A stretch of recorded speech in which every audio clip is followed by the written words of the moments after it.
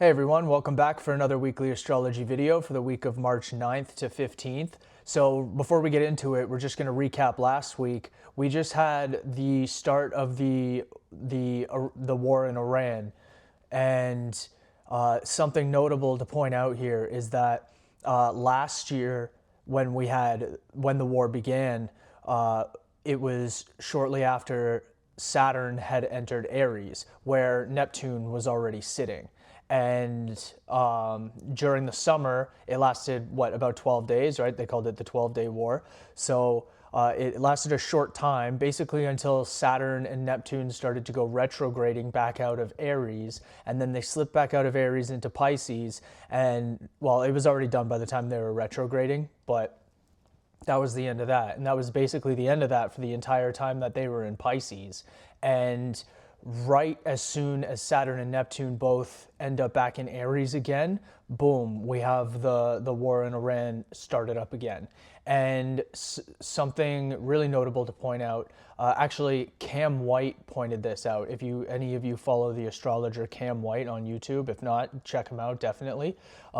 He pointed out back in September that he did a whole video on this, a whole live stream about it, and he pointed out that the supreme leader of Iran had his reign from basically right from the last time that Saturn and Neptune both met at 0 degrees of Capricorn, but the last time that they met at all.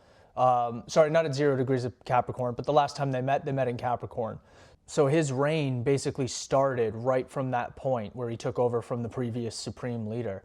And at that, Cam also made the prediction that that the supreme leader of Iran would be taken out right around the time of Saturn and Neptune sitting within 1 degree of each other, or sitting at the 0 degree point.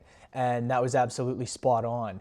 And furthermore, to add on to that, Khomeini, so the supreme leader of Iran, was killed 3 days before the blood moon eclipse in Virgo. And 6 months prior to that, Charlie Kirk was killed 3 days prior to the blood moon in Pisces. And Pisces and Virgo sit on the same axis as each other. So we had 2 assassinations, or two significant political deaths, I guess, 3 days prior to a lunar eclipse, a blood moon, on the same axis, Pisces, Virgo. I think that's incredible. So that goes to show that, it goes to show one of 2 things, but doesn't necessarily need to be one or the other. It could be both, where the people who run the world and operate the military and lead countries obviously follow astrology to time their attacks and execute their plans. It either means that, or it means that astrology is legitimately a system in which reality operates itself upon.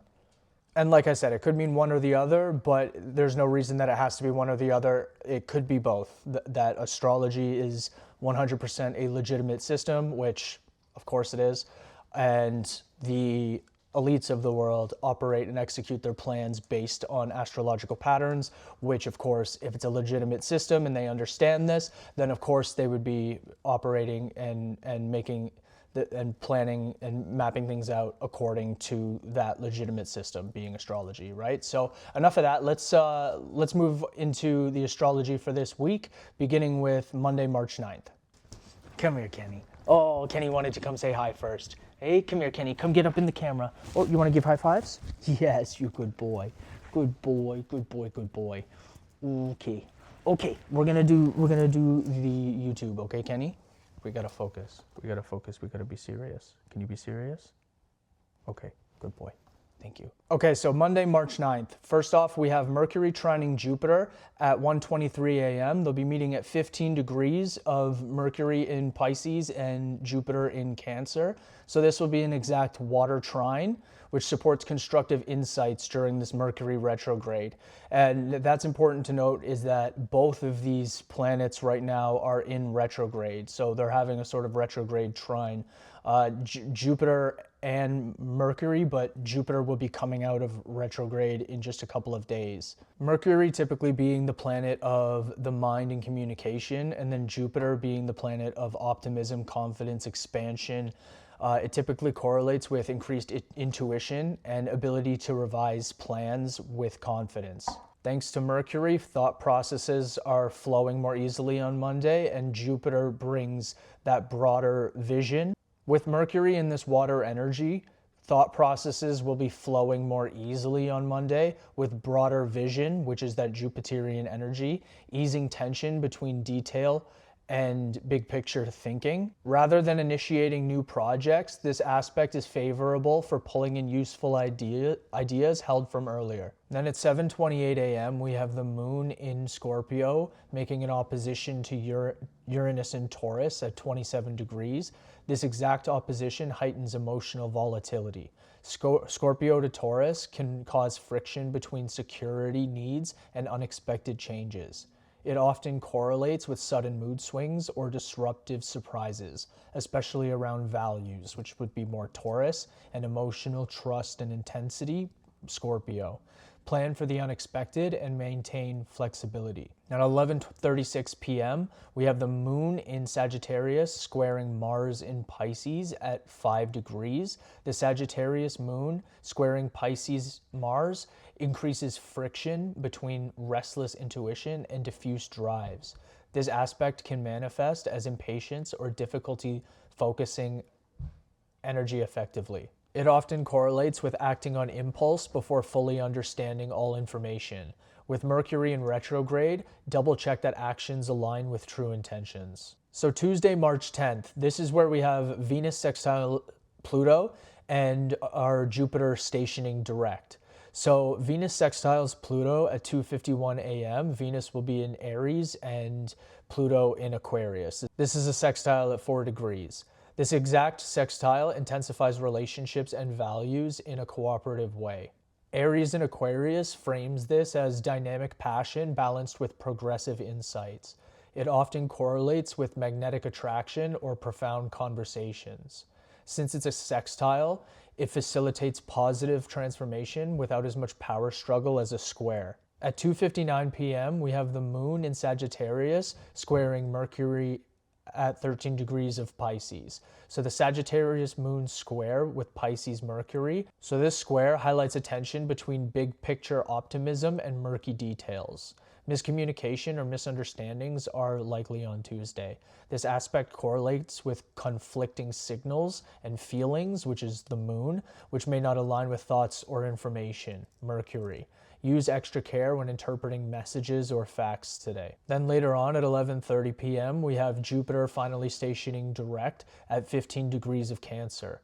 This marks a shift from internal reassessment to renewed expansion. It often feels like gaining momentum in areas of growth that have been paused. This could be home, security, belief systems. Enthusiasm and confidence begin to build after Jupiter stations direct. Because Mercury is still retrograde, outcomes may resume slowly but with a clearer vision. I actually have Jupiter retrograde in my chart, so on Tuesday we'll be moving out of that. And at the point of recording this video right now, it's Friday, so today is the day that Venus just went into Aries, so we've just entered my personal return sign of Aries. I think we go over the 3rd degree on the 9th, which would be my natal degree. So I think that's what, whatever. I'll do the math later. But that's sometime in the next few days. I think that's on March 9th that we hit my Venus natal degree. Well, anyways, back to this. So we got on Wednesday, March 11th. So Wednesday's kind of quiet. All we really have is the sun squaring the moon. So the sun being at 20 degrees Pisces and the moon in Sagittarius. This signals a culminating test of faith versus knowledge. Pisces represents ambiguity and surrender, while Sagittarius demands clarity and meaning. This phase often correlates with a need to let go of illusions, Pisces, and solidify perspective, Sagittarius.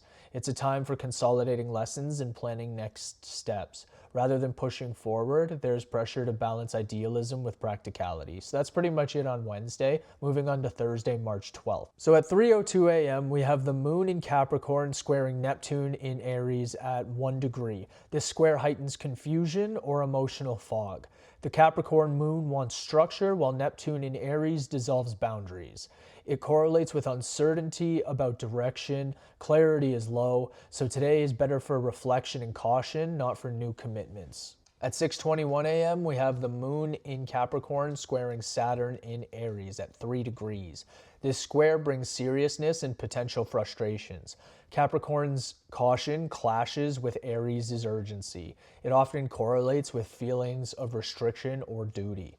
Responsibilities feel heavy and patience is thin. Use discipline to handle obstacles rather than resistance. At 3:48 p.m., we have the moon at 7 degrees Capricorn making a square with Venus in Aries. This aspect highlights tension between needs and desires. Capricorn moons emphasize long-term goals, while Venus in Aries seeks immediate gratification. It can correlate with frustration over disagreements or value conflicts. It may bring up issues of commitment versus spontaneity.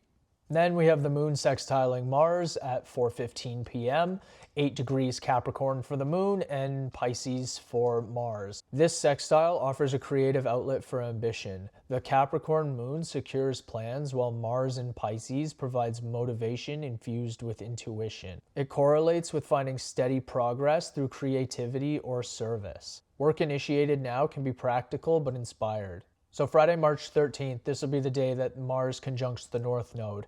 But first, at 6:10 a.m., we have the moon making an opposition with Jupiter at 15 degrees of Capricorn and Cancer for Jupiter. This opposition amplifies needs and ideals. Capricorn versus Cancer highlights a push-pull between practicality and emotional comfort. And Capricorn, Cancer, I guess because it's an opposition, they sit on that same axis. Like I was saying about Virgo and Pisces, they're directly across from each other. But I guess it goes without saying because it's an opposition. It often correlates with feelings torn between expanding versus limiting. Watch for exaggeration of moods or needs. Then at 5:58 p.m., we have Mars conjunct the North Node in Pisces at 8 degrees. This exact conjunction intensifies drive on Piscean fronts. This would be compassion, endings, creativity, spirituality, mysticism. It can correlate with a strong urge to push forward, possibly recklessly. Under Mercury retrograde, it encourages focusing on sacrificial goals and removing obstacles rather than initiating new ventures. Then at 10:41 p.m., we have the sun sextiling the moon at 23 degrees of Pisces Capricorn. Pisces sun, Capricorn moon. This supportive aspect aligns conscious purpose, the sun, with inner needs, the moon. Pisces to Capricorn often brings harmony between ideals and practicality. It can correlate with ease in executing plans aligned with intuition. It softens some of Friday's tensions by enabling beneficial compromise. So Saturday, March 14th, we have a few aspects involving the moon. First off with the moon trining Uranus at 7:33 a.m., 28 degrees Capricorn to Taurus, Uranus. This exact trine favors innovative problem solving. A Capricorn moon's discipline harmonizes with Uranus and Taurus's practicality. It often correlates with breakthrough ideas or rapid solutions that stick. Good for constructive change and experimentation in stable structures. Then at 11:13 a.m., the moon enters Aquarius, shifting the emotional tone to rational detachment and future focus. It underscores group technology themes and can correlate with sudden changes in feeling. The drive is toward unconventional or community-oriented solutions. Then the moon conjuncts Pluto at 4 degrees of Aquarius at 8:34 p.m. This conjunction deepens emotional intensity. Aquarius moon meeting Pluto often signals power struggles or profound insight in social ideological arenas. It can correlate with a strong urge for transformation or control, often under the surface. Expect potential obsession or catharsis in group settings. So Sunday, March 15th, we have Mercury conjuncting Mars at 4:07 a.m. at 10 degrees of Pisces. With Mercury retrograde still, this conjunction heightens assertive thinking and communication.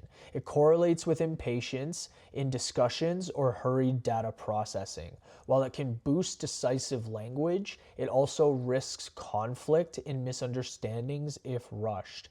Use clarity and restraint, as retrograde Mercury tends to require revision of messages delivered now.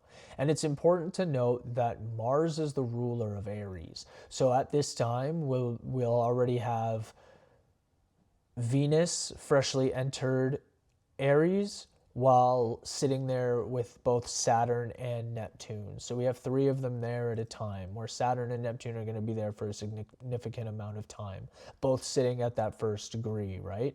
So this is pretty significant for Mars being the ruler of Aries, and important to keep in mind. And in my chart, this is something I have actually, is I guess Mars is in Pisces right now, so it's in a water sign, but in my chart it's in Cancer, which is a water sign. But then I have the Moon, Mercury, and Venus all in Aries. So I have three major planetary placements in Aries, while Mars is the ruler of Aries, but in a water sign, which is what we have right now. We have three of the major planets in Aries, while Mars is in a water sign. Just something to note that I experienced myself. Moving on, we have the Moon sextile Venus at 8:42 a.m. at 11 degrees of Aquarius Aries. This friendly aspect eases tensions between emotional needs and social desires. The Aquarius Moon brings objectivity, while Venus in Aries adds enthusiasm. It often correlates with easy rapport and interactions or fresh, fun connections. It often softens any lingering friction by adding cooperative energy. So that's that. All right, guys. Well, thanks a lot for sticking around with me till the end of this video. If you like this video and would like to see more of these astrology videos, more of this kind of content, then please like this video, subscribe to my channel, and leave a comment with your thoughts. Maybe what do you think of the aspects going on this week? Is there anything relevant to you? I mentioned that I have my Venus return going on right now. Do any of you have any planetary returns that you're experiencing right now? Any retrogrades in your chart that are currently happening? For me right now, we have, Jupiter is coming out this week, and then Venus will be going in at some point soon. Should be in Aries. And then for me, the other one would just be Pluto. But anyways, that's that for today. I'll see you guys in the next one. Thanks a lot. Take care.